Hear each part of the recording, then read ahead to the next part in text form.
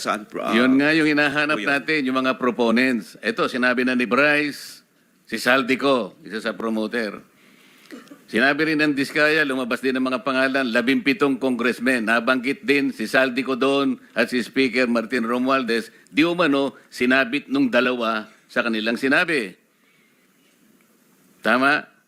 Yes, Mr. Sa Chair. isang araw, pumunta rito si Toby Chanco, si Representative Toby Chanco, isinegaw niya rin ang pangalan ng Saldico at nag-produce siya ng resibo. Napakahaba ng resibo. 2 probinsya lang, makikita mo yung pangalan ni Saldico. Halos pangalan niyang nakalagay doon na proponent 13.8 billion pesos. Magtataka ka dito, yung kanyang kumpanya na SunWest, wala man lang dito para umpisahan nating tanungin. Di ba kayo nagtataka kung bakit gano'n? Di ko sinasabi na hindi natin tanungin kung sino-sino. Meron dyan na, anong pangalan mo, Sims ka ba? Merong Diskaya, merong kung sino-sino. Pero yung pinaka-promotor, yung SunWest, na binabanggit ng lahat na, di ba natin siya tatanungin?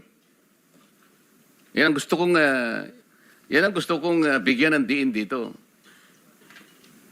Thank you. Senator Marcoleta is recognized. Salamat, Mr. Chair. Hindi ko na po nakikita si Secretary Boying Remulla, Mr. Chair. Meron po bang naiwan na USEC man lang ng Department of Justice? Anybody from the DOJ? Wala si PG. Padulon ngayon. Anyway, he will come back at 1:30 to 2, between 1:30 and 2 p.m., Your Honor. Kasi kaya importante po ang aking itatanong sana sapagkat kaninang tinatanong ko siya, pinipilit niya yung opinion niya na kinakailangan talaga magsoli yung mga Diskaya para tanggapin niya yung aplikasyon. Wala naman po talaga sa batas yun. Ipipilit ba ang opinion ng isang undersecretary o isang secretary ng Department of Justice samantalang maliwanag na maliwanag po ang requisites ng batas? Itingnan mo po natin ngayon, Mr. Chair, ang dilemma nitong dalawang mag-asawang ito. Narinig po natin ang supplemental affidavits nila. Sa aking palagay, very extensive revelation ng mga pangyayari na ating binubuksan ngayon. Ngunit dahil nga nagpahayag kayo ng opinion ninyo, ito po yung kanina pa pinipilit ko na parang na-discredit na sila kasi kung ikukumpara sila kay Bryce Hernandez, mas kapanipaniwala si Bryce Hernandez. Masasakripisyo ngayon, whatever is the quality o madidiminis ngayon ang veracity ng kanilang testimony. Ito po yung kanina pa gusto ko nang sabihin sana. Paano natin paniniwalaan sila ngayon kung nakapagpahayag na tayo ng opinion tungkol kung sino po yung dapat paniwalaan dito? For the record, Your Honor, naniniwala ako sa kanilang mga pahayag ngayon. Alam niyo, yung credibility, relative yan eh. At one point, si Bryce Hernandez, as I also mentioned, was not credible. He started becoming credible because of new revelations. Afterwards, he may not be credible again. Relative po yan eh. Kaya po, Pwedeng, wala pong cast in stone na credibility, walang cast in stone, especially in a hearing like this. yung pinakamaingat nga po na gagawin natin, minumungkahi ko, Mr. Chair, na huwag na po tayong magbigay ng opinion. Makikita naman po natin sa pagdaan ng in the course of our discussion kung sino talaga ang maglilinaw na makikita nating nakakatulong sa ating pagdinig. Ito lang po ang gusto kong sabihin. Pangalawa po, ang mga Diskaya lamang ang unang nagbigay ng sworn affidavit nung i-float ko po yung paraan na maaaring makatulong sila ng higit sa pagtuklas natin kung sino talaga yung mga proponents. Wala namang iba. Sila yung nakipag-unahan. At dahil doon, naimungkahi ko nga, sapagkat yun naman ay nasa batas talaga. Nasa Section 4 po ng batas ng WPP. Kaya po namin sila kinonsider. Ngayon, kung sasabihin po ng Department of Justice na kinakailangan pa palang testingin ang credibility, ang sincerity, yung goodwill, na wala naman po sa batas yun, paano po yung aplikasyon nila? So sa mga tweet, yung batas po, yung batas mismo na tinatadhana para sa mga ganitong klaseng pagkakataon, hindi po nabibigyan ng katuparan. Ang sinasabi po nila, kinakampihan ko raw ang mga Diskaya. Hindi po, tuntunin natin from the beginning. I am very consistent. Ang batas po ang aking sinusunod, ang tinutuntun ko. Meron po kasing isang taong nagsabi, nag-intriga, nagpalabas ng kung anong klaseng intriga, na ako raw po, o maring hindi ako, isa raw mambabatas, ang lumapit sa Diskaya, humihingi raw po ng 1 billion pesos. Para po yatang nagkasundo sa 120 million na lang. Isip-isipin po ninyo, kapatid po yata yun ng ating colleague, si Ben Tulfo. So ngayon po, ang dami nagsasabi na baka ako yun. Sa akin lang po, okay lang yung magpalabas sila ng ganun eh. Basta may maniwala lang sana na mas maraming tao na hindi totoo ang sinasabi. Para sa akin, okay na po yun eh. Mr. Diskaya, meron bang pagkakataon ako nagpahaging sa iyo ng kahit ano pa? Your Honor, wala po talaga. Saan ang galing yung binanggit ni Ben Tulfo na merong isang mambabatas? Your Honor, wala po akong idea, Your Honor. Hindi po Ben Tulfo, Ramon Tulfo pala. Sorry. Your Honor, wala po akong idea, Your Honor, kung saan po nanggaling.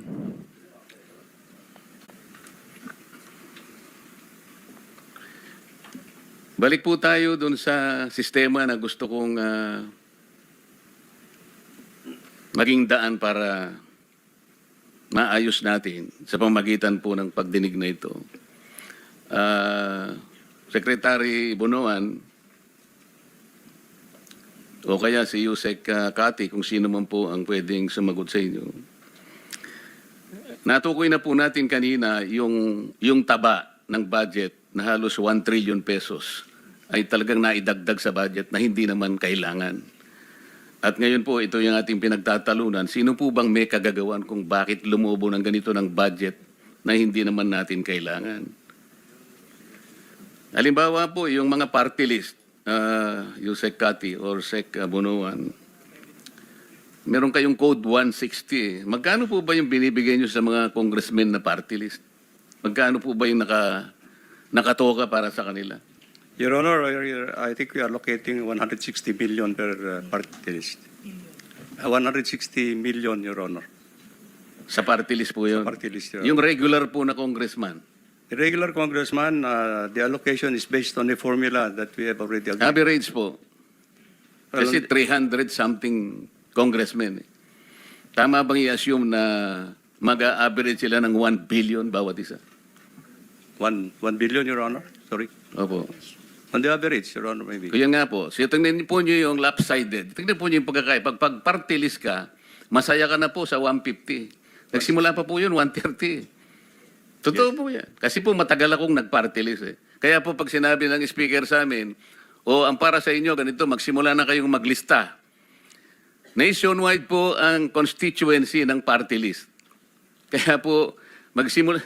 Saan mo dadalhin yung 150 million buong Pilipinas? Kaya po merong isang barangay, sasabihin ko sa kanila, pwede bang 500,000 na lang muna kayo? Kasi paghahatian po ninyo ito.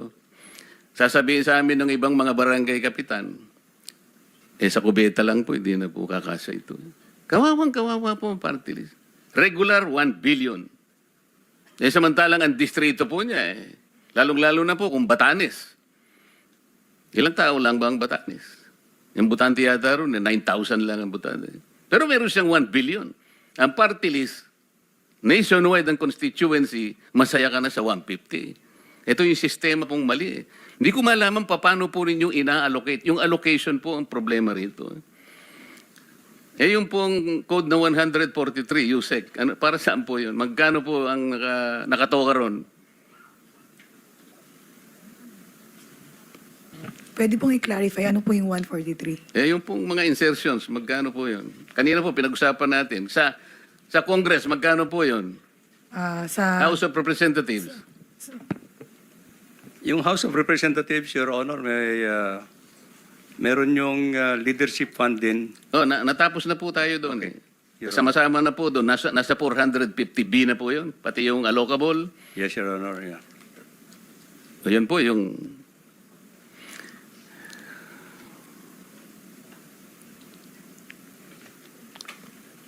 Mr. Bryce Hernandez, para naman hindi naman ako masiro, gusto rin kitang tanungin.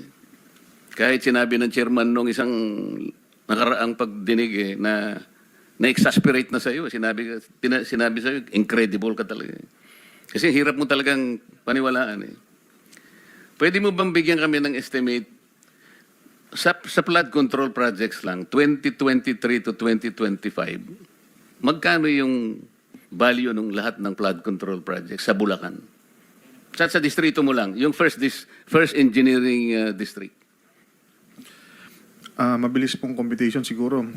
More or less po, kung 10 billion po yun, ang total na halaga lang po talaga nun is mga 3 billion lang po, Your Honor. Kasi yun lang po talaga yung ginagamit nating pang budget para sa construction po mismo. Sino po ang... Nagbanggit ka kasi ng dalawang kasama namin dito. Ibig mo sabihin, walang mga congressmen na involved? Meron po, Your Honor. Nabanggit ko na din po kanina, Your Honor. Wala kasi ako kanina, pwede mo bang ulitin? Ang sinasabi kong involvement, yung katulad ng binanggit mo sa dalawang kasama namin dito, humihingi rin ng porsyento. Opo, Your Honor. 25% po. Sino-sino sila? Si Kong Zaldi ko po.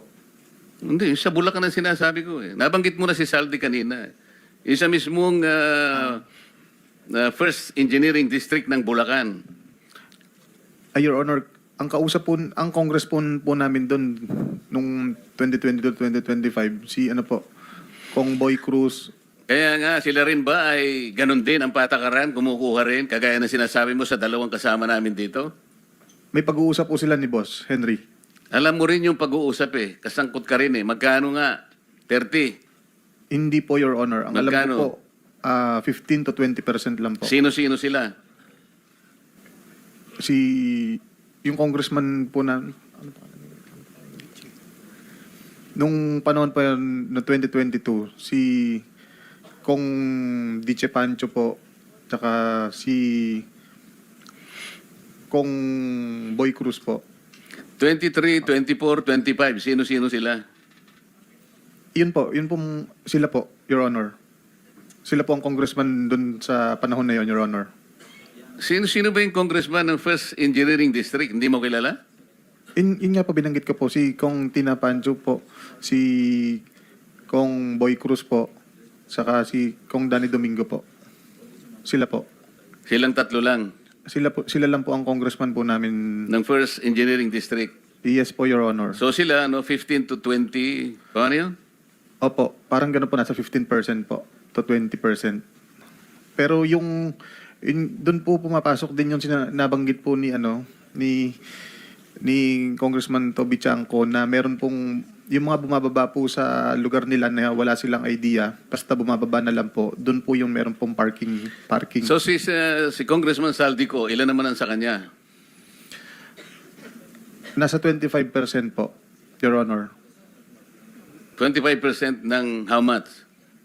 Kung magbaba po siya Kanina sabi mo, 3 billion, di ba? Opo, kung magbaba po siya ng 1 billion, that's 250 million po, Your Honor. Sinabi mo na kanina, yung total sa First Engineering District, 2 billion pesos. 3 billion pesos, kamo. Example lang po yun, Your Honor, na yun lang po yung magagastos sa actual construction po, Your Honor. For example, na 10 billion po. Pero ang magagastos, Ang magagastos lang po talaga sa actual na pagpapagawa ng proyekto is kung 10 billion po yung budget, nasa 3 billion lang po. pwedeng matitira 7 billion. Yun po doon po pumapasok yung mga iba-ibang gastos, Your Honor. Kasama na po yung proponent. Ilan nga yung gastos para sa proponent? Yun ang malaki. Opo, Your Honor. Ilan sa 7 billion ang para sa proponents? Yun po, 25 to 30% po. Magkano nga yun? 2.5 to 3 billion po, Your Honor. 2.5 to 3 billion? Yes po, Your Honor. Opo. Of 7 billion. Hindi po. To 25 to 30% of 7 billion. Kaya nga 3.5, 2.5 to 3.5. Your Honor, hindi po kasi, ano po, ang titingnan po kung magkano po yung ibinabang budget o appropriation, for example po 10 billion, kukunin po dun sa 10 billion yung 30% po. So that's 3 billion po, yun po yung proponent po. Sa buo. Opo, Your Honor. So yung proponents, 3 billion. Opo, in short, 30% po kung magkano po yung ibababa. Hindi tayo nagkakaintindihan. Gusto ko kasing makwenta ilan lahat ang napunta sa mga proponents na sinasabi mo. Sabi mo, merong congressman, Tapos sinama mo si Saldico. Tapos meron ka sinabi ritong dalawa sa amin. Ilan ba yon sa kwenta mo? Your Honor, ang congressman po na regular namin, iba po sa party list. Magkakaiba po sila, hindi po sila pare-parehas Kaya ng nga, gastos. ilagay mo na lang kamo. Sinabi mo nga 15 to 20% eh. O ilan sila? 3, 4, 5? Ilan ba? Bali, regular na congressman po namin 3. Tapos may mga iba, marami pong nagpapababa ng pondo sa amin, Your Honor. Iba-iba po. Hindi lang po senador at party list. Kaya nga gusto ko lang bigyan mo kami ng idea magkano talaga between 2023 to 25, sinabi ko na sa iyo, ang napunta sa mga proponents lang para magkaroon kami ng idea kung magkano ang nawawala. Your Honor, wala po akong exact figure kasi kung magkano po ang napuntang bumabang budget 2022 to 2025. Kaya po nagbibigay po ako ng example na kung ang bumaba po doon is 10 billion, 30% po approximately ang napupunta sa proponent po. Naiintindihan ko yun eh. Kaya nga, kwentahin natin magkano nga lahat ang napunta sa proponents using your own example. 3 billion po, Your Honor. Lahat na? Yes po. Lahat na? Approximately, Your Honor, ganun po. Paano natin ngayon kukwentahin yon? Kasi, alam mo, narinig ko si Chairman sa isang privilege speech niya, 2023 to 2025, yung pinanalo nyo sa nilustahin yung pera sa casino, 2.1 billion yata. Okay? Si Boss Henry po. Hindi, bali sa privilege speech ni Chairman, 2.1 billion na yung inyong pinatalo. Okay. Ngayon, sa proponent, sabi mong ganyan, 3 billion. Apo, for example lang po yan.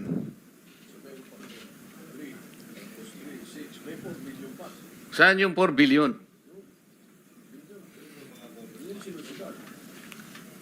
Ha? Okay lang po ba ipaliwanag ko yung detailed na ano po? Eh kanina ay mong paliwanag ng detail, ngayon nagpapaliwanag ka ng detalye. Kinukwenta ko lang kasi.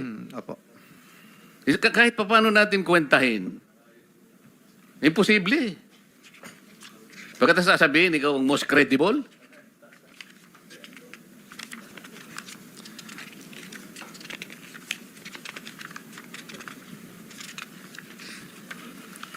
Habang nagtitingin siya, Mr. Chair, punta ko sa DBM, Mr. DBM, punta natin yung unprogram na yun. Bakit nagpapasubmit kayo sa DPWH ng program? Ba't napupunta? Para saan yun? Sir, di po kami nagpapasubmit. Sila po ang nagsasubmit ng request for chargeable against the unprogrammed appropriations. Sino nagsasubmit? Ang agency, actually, sir, the agency ang nagre-request Sino po. nga ang agency? In this case, for flood control projects, then of course, the DPWH. Kaya Mr. nga, Chair. pero hindi naman, wala naman sa budget nila yun sa DPWH eh. Kayo naman ang nagmamanage nun eh, di ba? Yes, sir. Oh. Sir, a special budget request, of course, is being submitted by DPWH, who is signed by, of course, the Secretary of the DPWH. We have that request, Mr. Chair. Yun na nga eh. Ang sistema nga ang gusto nating korekin eh. Hindi naman mag-a-appear sa budget nila. Bakit sila nagsasubmit sa inyo? Ba't kayo naman tinatanggap nyo? The nature, Pwede naman kasing wala na yung program eh. Yun ang ibig ko sabihin eh. yeah. The nature po kasi ng unprogrammed fund po is during the submission do sa sa NEP, wala pa po talagang list of projects. We being the NEP, or rather the unprogrammed appropriations, is Alam na a po standby namin fund. yun. Do not preach to the choir. Okay, sir. Okay? Ang sinasabi po namin dito, yung sistema kasi dapat nating ayusin. Okay. Napakaraming mali. Ito po, napalitaw na natin. 1 trillion ang taba sa budget. Hindi kailangan. Cholesterol. Kasama dyan yung unprogram. Di ba? Yes, So ang tinatanong, pwede namang walang unprogram, di ba? Kasi kasama sa taba eh. Kung katawan ng tao yun, ang pinoproteksyonan natin sa katawan natin yung cholesterol, hindi ba? Sir? Yes, Mr. Chair. Oh. We leave that to the, of course, wisdom of the Congress, Mr. Chair, because the, Hindi of nga, course, the NEP pabayaan is mo being na yun. Sinasabi ko nga, hindi naman kailangan talaga eh. Ina-address natin ang mali sa sistema. Kasi, uulitin ko sa iyo, hindi man kailangan Kasi ang DPWH kasi, siguro, ewan ko, sa takot nila siguro, baka mamaya guluhin yung kanilang nailatag, bigyan natin ng, kailangan may allocable. Nakisama ulit tayo. Oh, may leadership na naman. Kaya po lumulobo ng lumulobo eh. Pagkat itong lumubong ito, itong 1 trillion na to, ang mga proponents po nag-aaway-away dito, alam nila lahat nila na ito'y excess. Ito ngayon ang kanilang talagang nilulusob. Ito yung ipinapark. Ito yung sinasagasa na sinasabi nila. Mr. Chair, iba po kasi naman yung nasa NEP na programs kaysa sa program. So iba po yung proseso, what is being proposed by the DPWH, that is with the listing, at saka mayroon na nasa NEP. The program, Mr. Chair, is wala pa talagang listing yun because as the nature of its fund, it's a standby fund. So wala pa po talagang listahan po. Ang kaso nga, yung mga proponents, ito ang tinatarget. Hindi ba? Okay. So in that case, Mr. Chair, it's not with us, the DBM, because it emanates from the Congress po kung ano yung nilalagay po doon sa nililipat nila sa Yun nga yung hinahanap yun. natin, yung mga proponents. Ito, sinabi na ni Bryce, si Saldico, isa sa promoter. Sinabi rin ng Diskaya, lumabas din ng mga pangalan, 17 congressmen. Nabanggit din si Saldico doon at si Speaker Martin Romualdez. Di umano, sinabit nung dalawa sa kanilang sinabi. Tama? Yes, Mr. Sa Chair. isang araw, pumunta rito si Representative Toby Chanco, isinagaw niya rin ang pangalan ng Saldico at nag-produce yan ng resibo. Napakahaba ng resibo. 2 probinsya lang, makikita mo yung pangalan ni Saldico. Halos pangalan niyang nakalagay doon na proponent, 13.8 billion pesos. Magtataka ka dito, yung kanyang kumpanya na SunWest, wala man lang dito para umpisahan nating tanungin. Di ba kayo nagtataka kung bakit gano'n? Di ko sinasabi na hindi natin tanungin kung sino-sino. Meron dyan na, anong pangalan mo, Sims ka ba? Merong Diskaya, meron kung sino-sino. Pero yung pinaka-promotor, yung SunWest, na binabanggit ng lahat na, di ba natin siya tatanungin? Yan ang gusto kong bigyan ng diin dito.